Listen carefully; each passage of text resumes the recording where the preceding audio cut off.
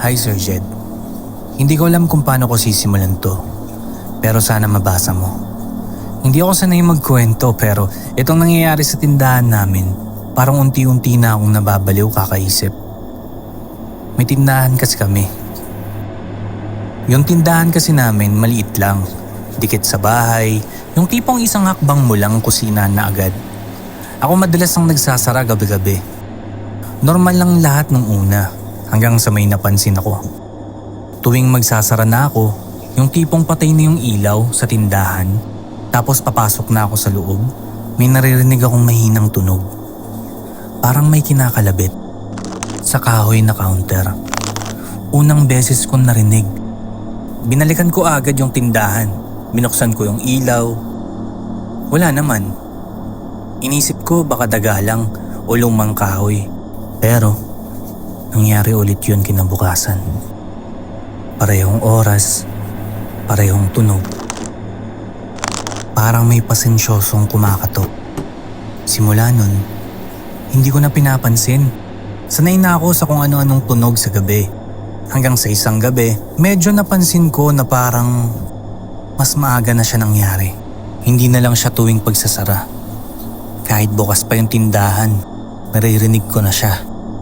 Mahina, paulit-ulit. Napapatingin ako sa counter pero wala naman. Walang tao.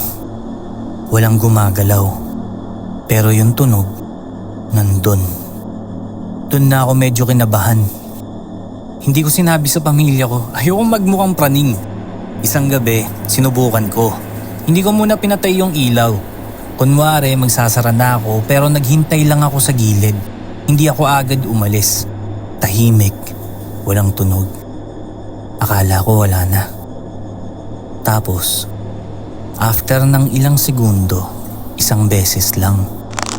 Galing mismo sa harap ng counter. Dahan-dahan akong sumilip. Wala pa ring tao. Pero napansin ko, yung garapon ng candy, gumalaw. Hindi malakas. Konting usog lang, parang may sumagi. Tumayo yung balahibo ko. Hindi ako pumasok agad.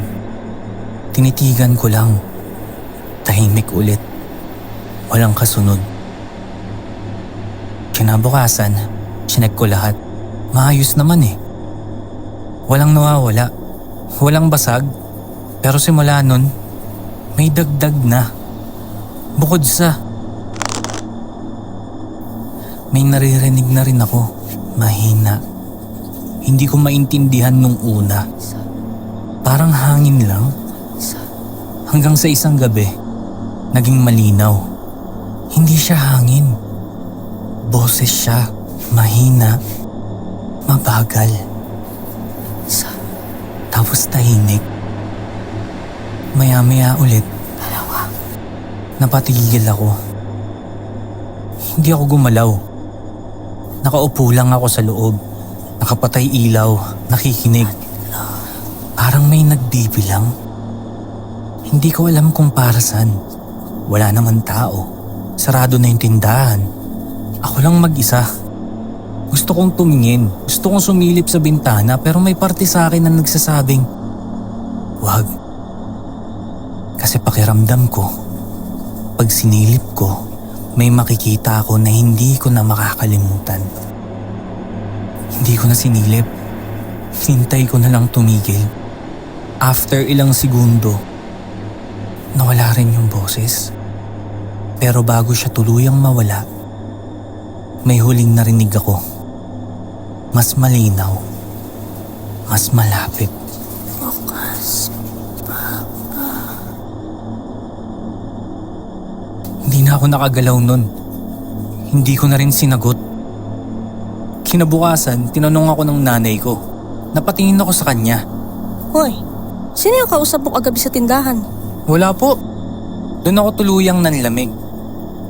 Kasi hindi ko sinabi kahit kanino at hindi siya dapat marinig sa loob ng bahay. Simula nun Sir Jed, hindi na ako nagsasara ng tindahan ng mag-isa. Kasi minsan, pag napapadaan ako sa harap nun, kahit umaga, parang may naririnig pa rin akong mahina. At minsan, Parang may naghihintay pa rin sa kabilang side ng counter. Tahimik lang, hindi nagmamadali.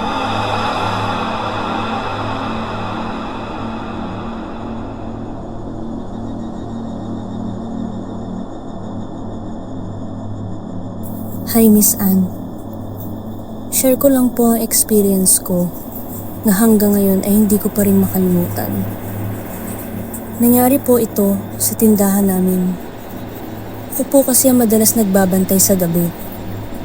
Isang araw, mga bandang 11:00 na, sobrang tahimik na. Wala nang bumibili, wala na ring dumadaan. Medyo inaantok na ako kaya umupo muna ako sa bangko sa loob ng tindahan. Hindi ko napansin, nakaitlip na pala ako. Nanaginip po ako, Miss Anne. Pero, ang weird kasi, nasa tindahan pa rin ako. Parehong pareho lahat.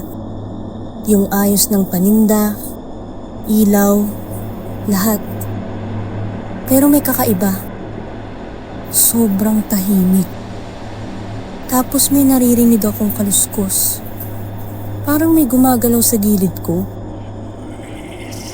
Tapos may mahihinang bulong. Sobrang hina. Parang may mga taong nag-uusap pero hindi mo naman maiintindihan kung ano.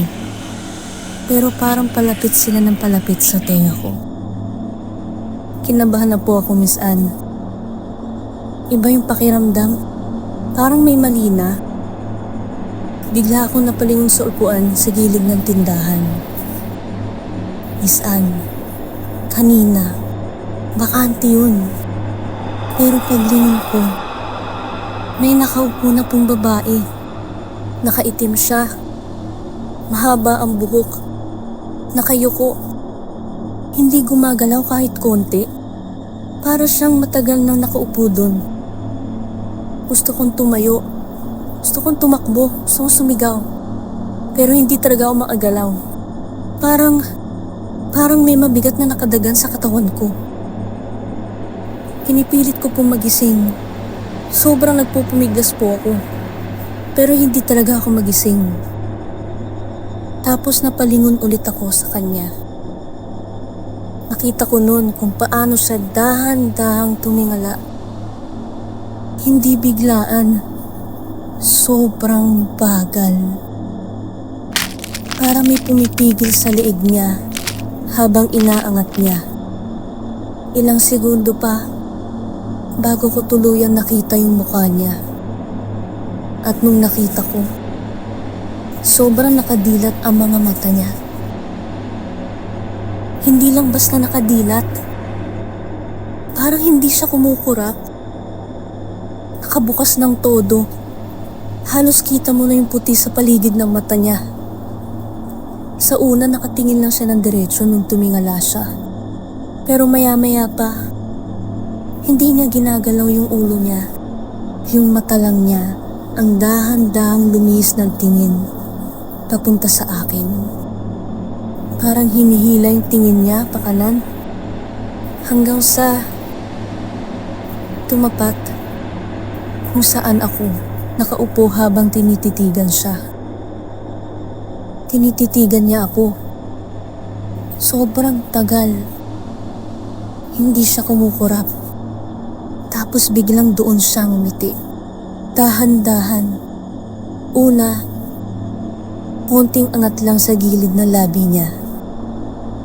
Tapos, unti-unting lumawak.